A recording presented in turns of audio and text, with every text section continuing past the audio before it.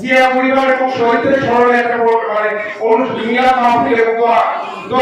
এবং আলোচনা সভা হবে। এই প্রোগ্রামটার জন্য আমার ভাইয়ের সঙ্গে দেখা যাচ্ছে। আমি আপনাদের কাছে ক্ষমা প্রার্থনা করছি।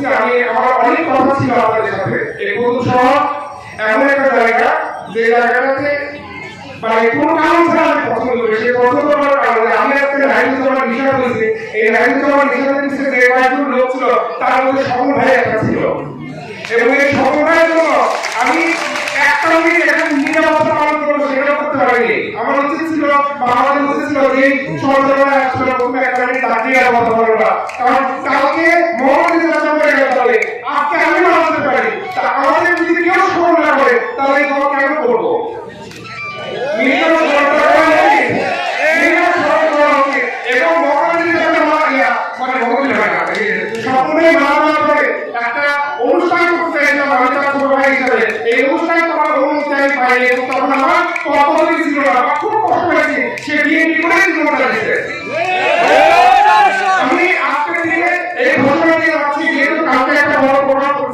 আমি খুব অল্প সময়ের মধ্যে সমন্বয় ধরে আমি মরুদের ভাইকে সাথে নিয়ে ফারুক ভাইকে সাথে নিয়ে শামীম ভাইকে সাথে নিয়ে তুলিপ ভাইয়ের নেতৃত্বে লালু ভাই নেতৃত্বে আমি একটা বড় প্রোগ্রাম বানাতে করবো ইনশাআল্লাহ।